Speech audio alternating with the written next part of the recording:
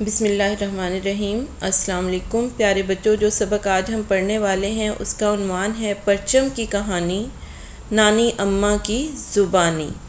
پرچم کہتے ہیں جھنڈے کو، تو جھنڈے کی پرچم کی کہانی نانی اماں کی زبانی۔ سب سے پہلے ہم اس کے خاص الفاظ کو دیکھ لیتے ہیں۔ پہلا لفظ ہے مصوری۔ مصوری کہتے ہیں تصویر بنانے کے ہنر کو، تصویر بنانا۔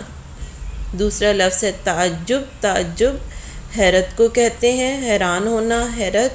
شناخت۔ شناخت پہچان کو کہتے ہیں۔ انتہا۔ انتہا کے معنی ہے آخر، حد۔ صدف کو رنگ برنگی تصویریں بنانے کا بہت شوق ہے۔ رنگ برنگی مختلف رنگوں کی، صدف کو مختلف رنگوں سے تصویریں بنانے کا بہت شوق ہے۔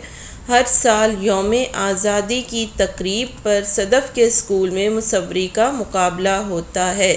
ہر سال یوم آزادی، یوم کہتے ہیں دن کو، یعنی آزادی کے دن تقریب ایسا موقع جب خوشی یا غم کے موقع پر لوگ جمع ہوتے ہیں، اجتماع ہوتا ہے لوگوں کا، تو اسے تقریب کہتے ہیں۔ تقریب پر صدف کے اسکول میں مصوری تصویریں بنانے کا ایک مقابلہ ہوتا ہے، کمپٹیشن ہوتا ہے۔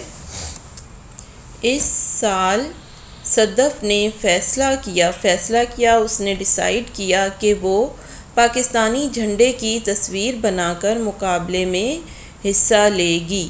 تو اس سال کیا کیا، صدف نے فیصلہ کیا کہ وہ مقابلے میں پاکستانی جھنڈے کی تصویر، پاکستان کے جھنڈے کی تصویر بنا کر حصہ لے گی۔ جب شام کو صدف تصویر بنانے بیٹھی تو اس کی بڑی بہن عائشہ اور نانی اماں بھی اس کے کمرے میں آ گئیں۔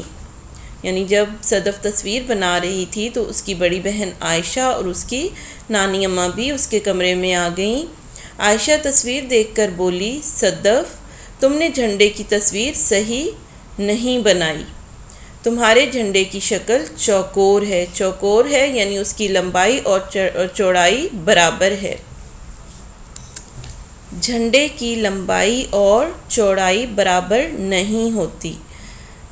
صدف نے اسے بتایا، عائشہ نے صدف کو بتایا کہ تمہارے جھنڈے کی شکل چوکور ہے، جھنڈا جو ہے وہ چوکور نہیں ہوتا، اس کی لمبائی اور چوڑائی برابر نہیں ہوتی۔ صدف نے کہا، باجی آپ میری ہر تصویر میں غلطیاں نکالتی ہیں۔